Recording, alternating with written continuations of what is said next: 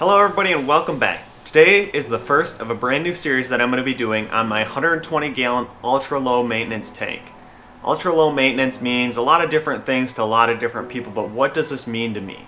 This means that I can leave this tank for about a month and not have to do anything to it. Zero water changes. Haven't did water changes to this tank in probably about 6 months so far, and it's looking perfectly fine. I don't think there is any real need to do a water change. I might actually send in a water sample to Triton or get an ICP test and see if there is any nutrients lacking in this. I am starting to add some SPS. You can see right here in the middle there's a few SPS. It's going to be my Recordia, Zoa garden over here, and on this side we have some Black Widow Nems. I also have 2 Black Widow Nems up here in the basket right now that just got done splitting, so I'll be selling those or trading them off.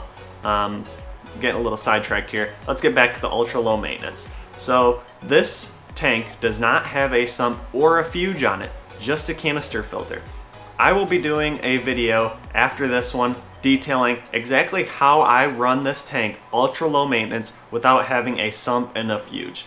Has to do with bacteria and managing these bacteria with marine pure blocks and a few different other ways to biologically convert ammonia, nitrite, and nitrate to nitrogen gas and get rid of that phosphate in this tank. Stay tuned for that video. That'll be coming up in the next few weeks. First, I wanted to do this video to introduce this tank and what ultra low maintenance means. BRS did an approach to an ultra low maintenance tank as well. They actually did three different types, one for a like Zoa type tank, and then one for an SPS tank, and one for a mixed reef. The SPS tank didn't do so well on their end.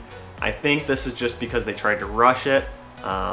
Ultra low maintenance, you have to make sure you have a lot of bacteria built up in the system already. Especially with SPS, you want your nitrates and phosphates down near the lower end. You don't want zero. I'm not targeting an ultra low nutrient system with this tank. You need those nutrients to be a little bit above zero to get that nice coloration out of your SPS. That's what I'm trying to target in this tank. So back to timing. This tank has been set up for about 10 months now. This is long enough that I have a pretty good bacteria population in this tank to be able to convert those nitrates and nitrogen gas to that gets exported out of the tank. Still might be going through some new tank syndrome right now. You can see the rocks are a little green, there's a little bit of algae on them, but I do have my tang gang in here. I will be detailing what livestock I have in this tank. That's 3 videos from now, probably episode 3. And I will also go over what corals I have in here currently and what I'm going to be putting in this tank. Maybe episode 4 for that video. So that's it for this video. Just wanted to do a quick update and a quick introduction to the ultra low maintenance system and kind of detail what videos I'm going to be doing in the future. This is going to be a whole series, so many episodes long. Let me know what you guys want to see in this series. Like I said, the next one is going to be the setup of this tank, what all is running underneath the cabinet. Episode 3 will probably be on livestock.